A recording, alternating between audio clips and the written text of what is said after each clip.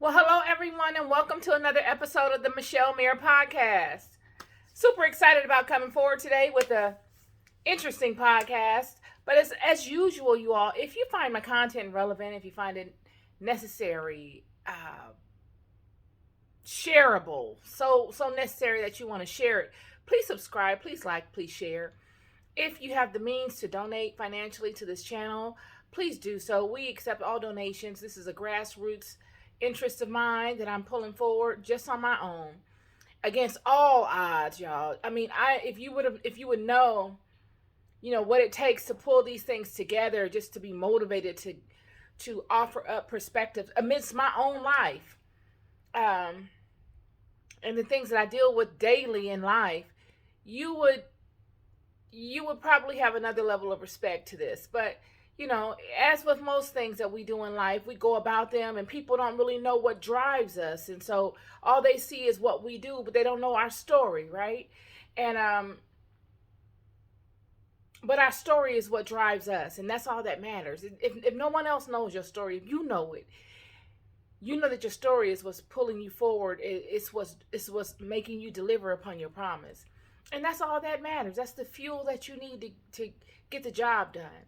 Yet, if you have been in a situation where you can relate to what I'm speaking to, and God has brought you through that, and you are now in a position to be able to bless someone else financially, I ask that you look at the body of work that I put forward in all of the different avenues that I put them forward, whether on Instagram, on YouTube, or on Facebook, and that or even on my website, Michelle-Mayer.com. That's my blog, and I expound greatly there in the form of written word. I look to put forward a diverse array of offerings to you all as Spirit inclines me to do so. Uh, and if you find that my content is relevant and it's in alignment with what you hold dear, and it is in alignment to some things that you have found yourself pondering in life, please support financially. I could use all the help that I could possibly get. You'll find in my information tab on my YouTube page links to my GoFundMe account and links to my PayPal account, where you can provide some assistance to the expansion and the maintenance of this page. So today we are going to be speaking to the Michelle Mayer podcast. We're going to be speaking to being useful and not having to have it all together.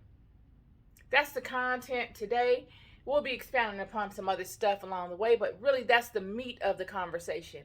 Today is about being useful and being able to accept yourself for who you are, because that's the biggest deal that most of us have to overcome when we want to come forward and expound upon our perspectives and our offerings is, am I worthy? Am I good enough? Because the enemy and the enemy's children, the enemy works through people, y'all. The enemy is in one particular person. The energy is a spirit. The energy is a negative spirit that looks to stop you from delivering upon that which God would like for you to deliver upon.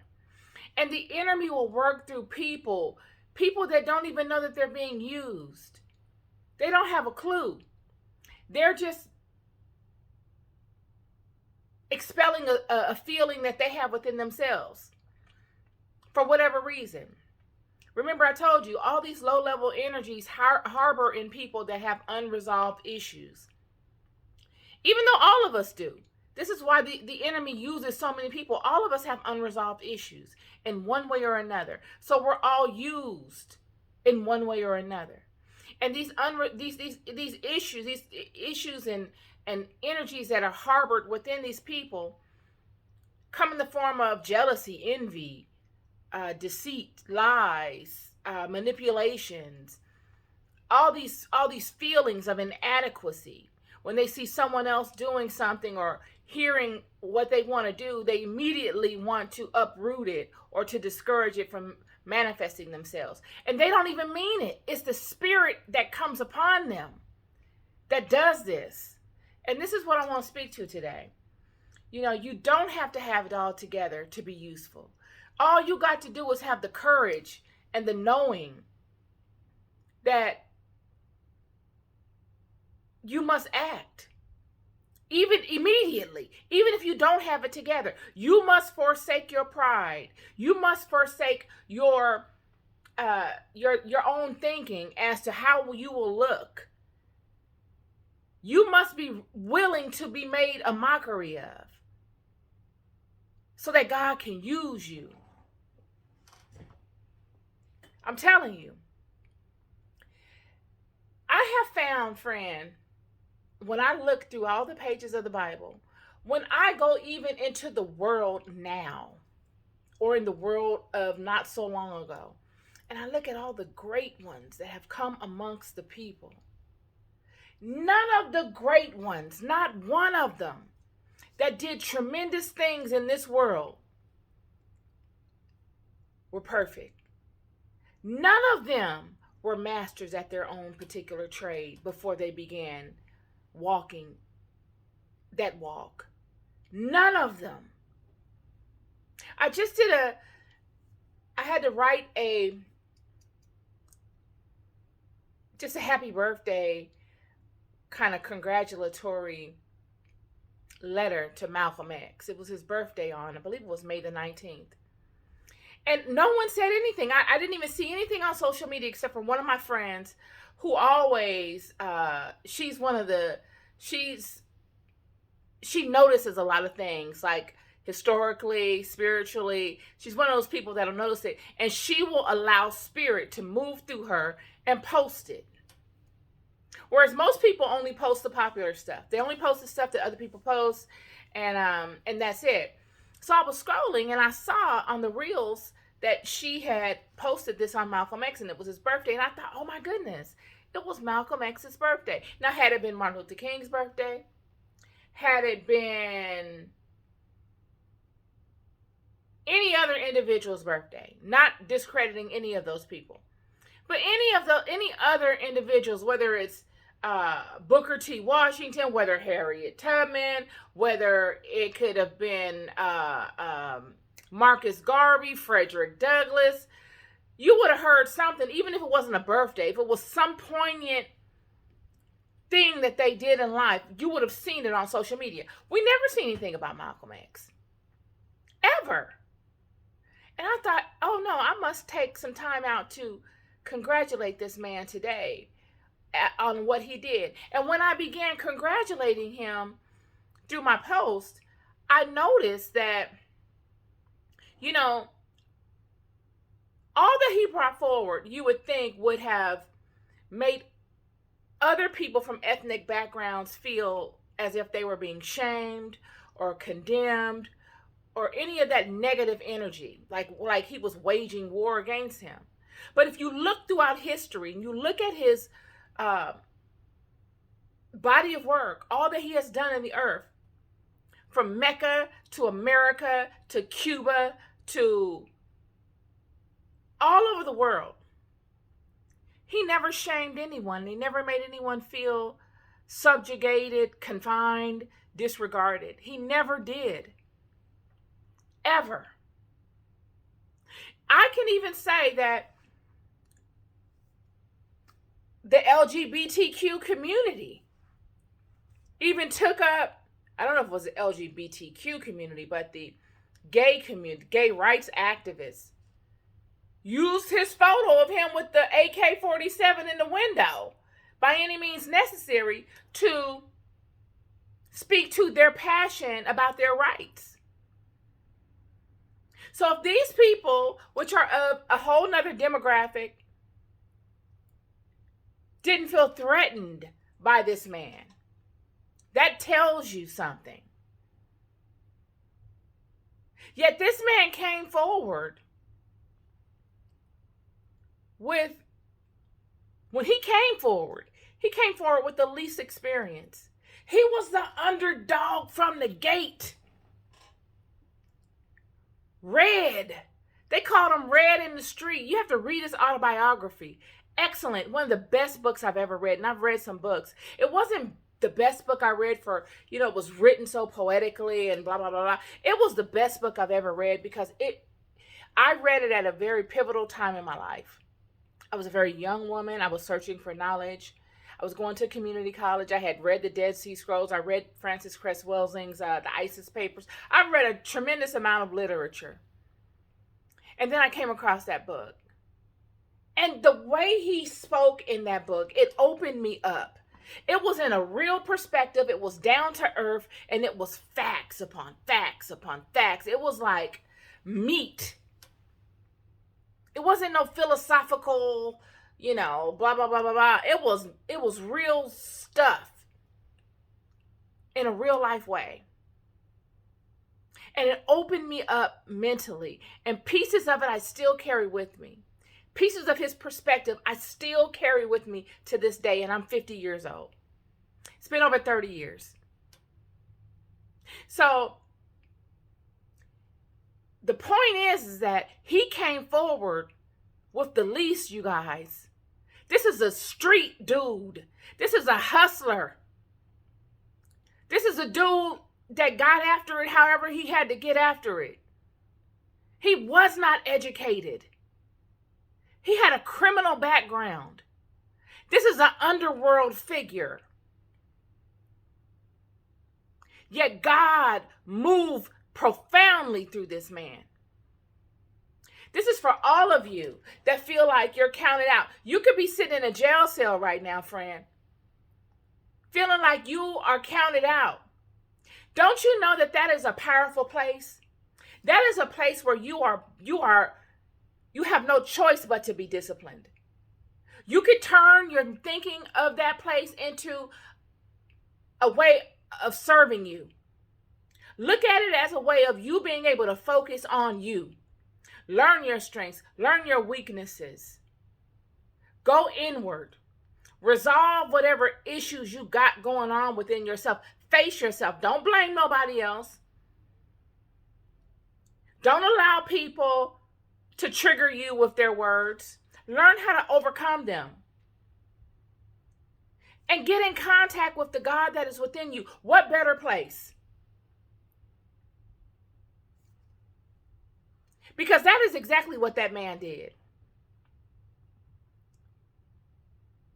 You can go as far as, of course, we know David was the least likely. His own father didn't even consider him when Samuel came. His father was ashamed of him, didn't even call him into the house. But he came and he did a miraculous thing in the earth. So much so that nobody has ever done it since him. Nobody has caught a blessing the way David caught a blessing. David's blessing brought forth Jesus. David's vine is so powerful that it has endured the test of time. There is no other vine in the earth as powerful as David's vine. None. Yet David came forth the least likely. And when I tell you the least likely, his own father, God sent Samuel to go and get him. And his own father set forth all of his sons in front of Samuel. And Samuel had to say after he searched all of them, is this all you got? And his father said, well, there is one other.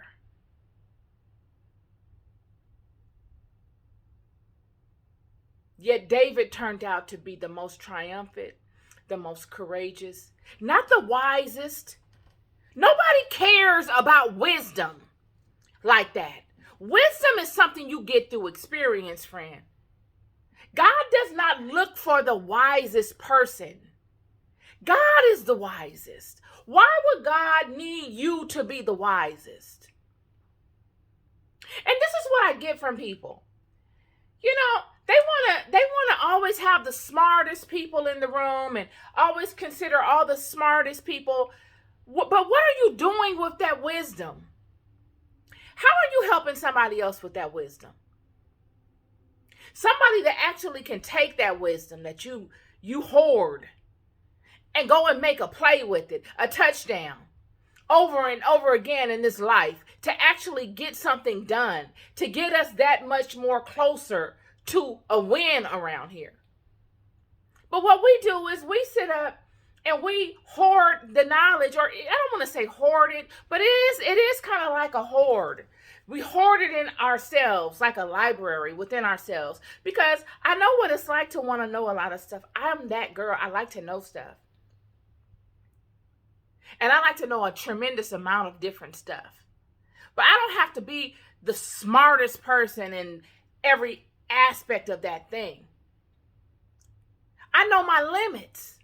I know I'm going to shut down after a minute. I'm not even going to want to know any more about it after a while. I'm going to want to go learn something else about something else. Yet, we warehouse, let's just say, we warehouse all of this information. And then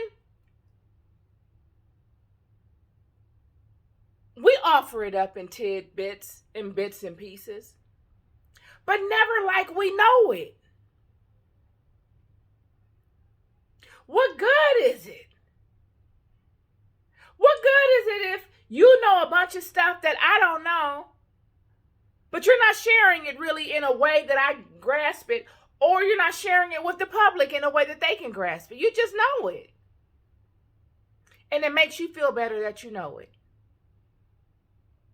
Meanwhile, God is saying, you don't have to know any of that. Don't worry about that.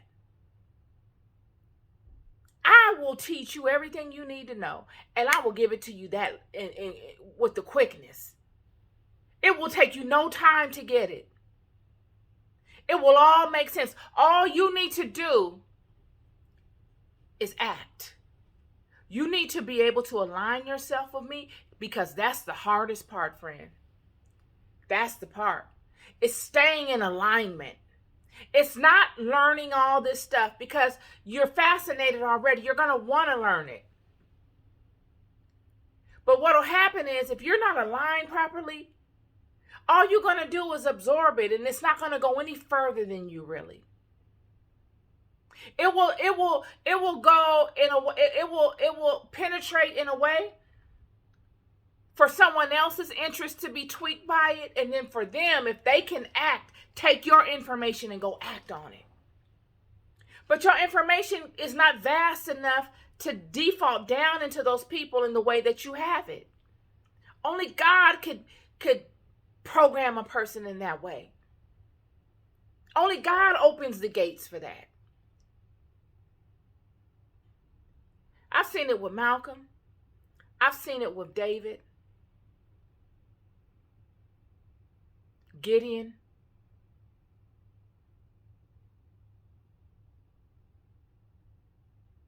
Joseph. All you have to do, many of you out there that have a calling on your life, it doesn't matter about your situation. Situations change. I'm here to tell you, y'all,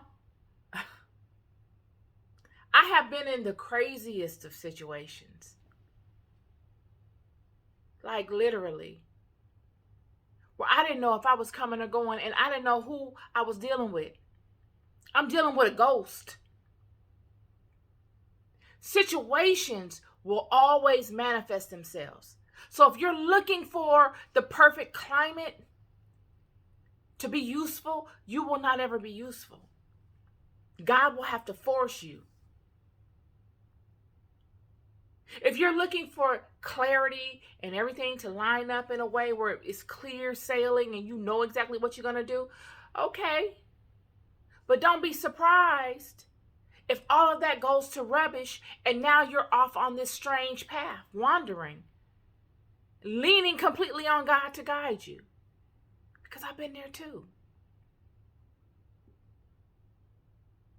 And a lot of times when we find ourselves in these situations, even though we started off hopeful and optimistic and ready to go embark on this journey and slay the dragon and be the champion, and we knew we had what it took, and now because of people or your own doing or both? Because neither one are gonna say 100% it was them. Not you. You're not gonna own up to it being you all the way because you're right. You don't believe it was, and that other person is not gonna own up to it all the way because either they are not mature enough to, or because they don't think they are 100% in the wrong. But either way, you're on this weird path, banking on what you were originally sent here to do. Whether you want to do it or not, you end up on that path. That has been my truth. And this is why I'm coming forward to tell you. Being useful, being action-oriented, stepping out and saying, I'm going to go for what I know, has nothing to do with having it all together. It has nothing to do with being the smartest person in the room. No. You need to be honest about what you're talking about and your level of expertise on it. But your experiences alone make you a professional. You might not have the theoretical portion of it down pat where you sat in a classroom and learned it and studied it all night on TV, on YouTube or in a book or whatever. You might not have all of that. But you might have got that same perspective through life's experiences. And you may be able to break that thing down to its least common denominator, its least common factor, better than someone that read it in a book. Because you're pulling from life. You're not pulling from an idea. And you will sing that thing more passionate than anybody because you've walked it like David. You sat in the pit like Joseph. You was thrown into prison like Joseph. You was in that wine press, working with the wheat, hiding, getting your money. Because you didn't want your own people to see you out there hustling and making some money. It's that detrimental. You got to go hide in the wine press. Like Gideon. And you yourself know what it's like for an angel to come upon you. And you can't tell nobody. Because nobody will believe you. You can't go out. An angel came to me when I was in the wine press last night. And they're going to think you was drinking the wine. They're going to laugh at you. And the angel tells you to go out and do a absurd thing. So absurd. Imagine you at the bottom of the totem pole economically. Everybody hates you. Everybody around you is your enemy because of what your ancestors did, the greatness your ancestors did by way of God. Now an angel of this God comes upon you.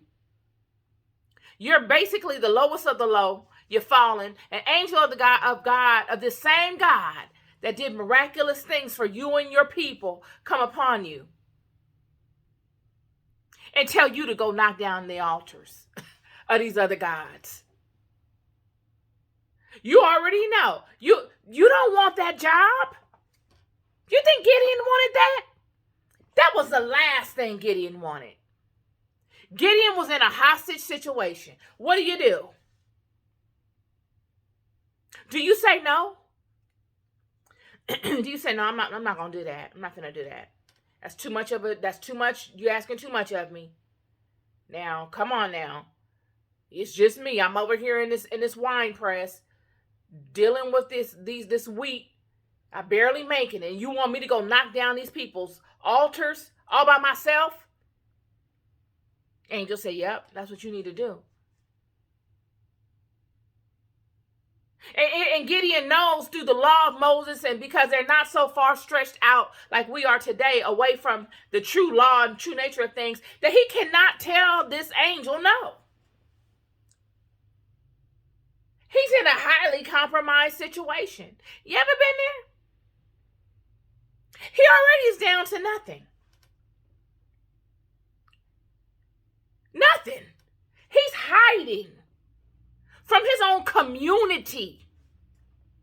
He has no support within his own community, his own house. And here comes an angel saying, if this is not bad enough, Gideon, I need you to now go and knock down the altars of all the high priests, of where all the people worship. I want you to knock them down.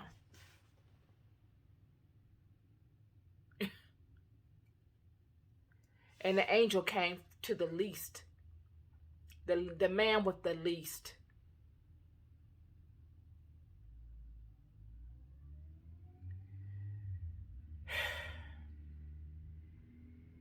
I said not too long ago in my video about how disrespectful it is for somebody to lie to you, right? Like, it is. It's real. It's very disrespectful. When you get to thinking about it, when people come and tell you a lie, either they tell you a lie about somebody else, or they tell you a lie to make you impressed upon them and you believe in them and it's a lie, and you come to find out after time that it was all a lie. It's disrespectful. Because now they're disrespecting you, they're disrespecting your time, they're disrespecting your intelligence. But you know what else is worse? Or what could be neck to neck? Is when somebody tells you to get over some things that you're struggling to get over. Especially if they're the people that sent you through it. You ever been there? Where people will come upon you and say, you know what? Get over that. We're tired of hearing about that. We're tired of that. We want to hear something else. As if your life is a TV show. You know what I mean? Like this is a script. Just get over it. Act like it never happened. And move on. Move on to the next thing. We want to see something else.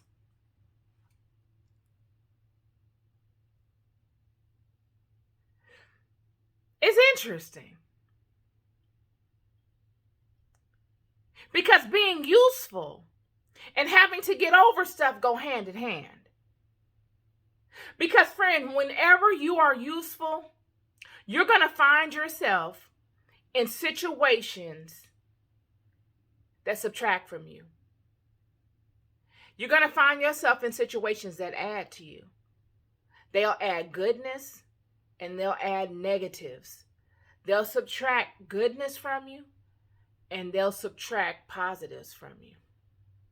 And it takes time for you to get to a place where you can justify it all. It takes time. Yet at the same time, you're still walking the path. You're still having to keep going. And a lot of times you're having to go it alone. Even though you might have a husband or a wife or a family and children, it's all a singular walk. You could be surrounded by millions of people that actually love you, but it's your walk.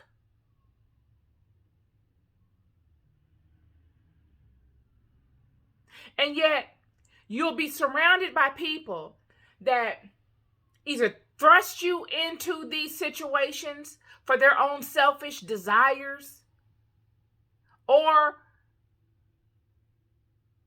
just may play a pivotal part in it. That people that you'll never get an apology from. People that you don't even expect to get one from. It's beyond an apology. I don't need your apology, you're thinking. I just need to come to terms with this thing. And meanwhile, life is still lifing. Meanwhile, I still got things that I have to take care of.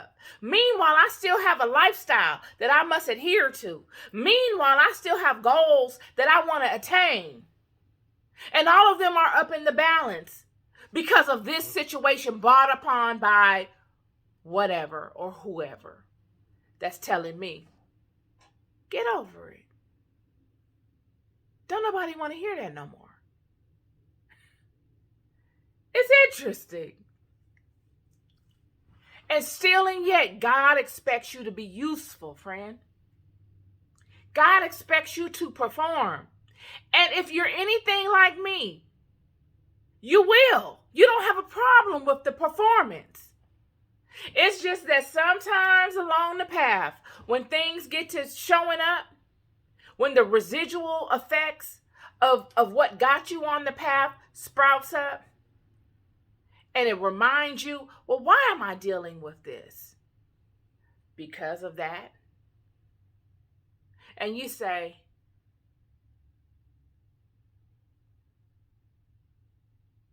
I'm tired of this. And you need a timeout, and you wanna vent. God is not angry with that. You need to vent.